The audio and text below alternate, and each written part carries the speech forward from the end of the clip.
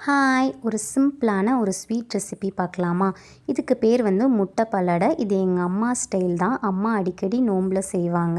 நான் இந்த நோம்பில் தான் இப்போ ட்ரை பண்ணியிருக்கேன். அதுக்கு நான் 1 டம்ளர் பச்சரிசியையும், ஒரு சிட்டிகை ஜீரகத்தையும் நல்லா ஒரு 2 மணி நேரம் ஊற வச்சுட்டேன். ஒரு ஜாரில் அந்த ஊற வச்சதை போட்டுட்டு 3 சின்ன வெங்காயம், 2 முட்டை, ஒரு சிட்டிகை மஞ்சத்தூள், ஒரு கல்லுப்பு போட்டுட்டு நல்லா ஆப்பமாவு பதத்துக்கு நல்லா தண்ணி மாதிரி எடுத்துக்கோங்க. இந்த அளவுக்கு வந்துட்டு மாவு வந்து தண்ணி பதத்தில் இருக்கணும். அதுக்கப்புறமா ஸ்டவ் ஆன் பண்ணிவிட்டு நான் வந்து ஆப்பக்கல் யூஸ் பண்ணியிருக்கேன். நீங்கள் தோசைக்கல் இருந்துச்சுன்னா அதில் கூட ட்ரை பண்ணலாம்.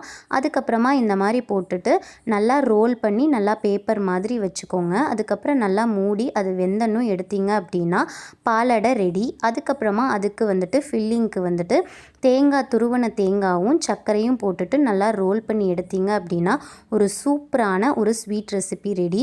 ஸ்வீட் கிரேவிங் இருக்கவங்களுக்கு இது ரொம்பவுமே பிடிக்கும். முட்டை வாசடிக்குமா அப்படின்னா அதெல்லாம் கிடையாது. அதுக்கு தான் நம்ம வந்துட்டு சின்ன வெங்காயமும் சீரகமும் வந்து யூஸ் பண்ணியிருக்கோம். இது வந்து அம்மா சைடில் ஒரு ட்ரெடிஷ்னல் டிஷ் அப்படின்னு கூட சொல்லலாம். மாப்பிள்ளை நாஸ்டாக்கு எல்லாத்துக்குமே வச்சுருப்பாங்க. ட்ரை பண்ணி பாருங்கள். பாய்.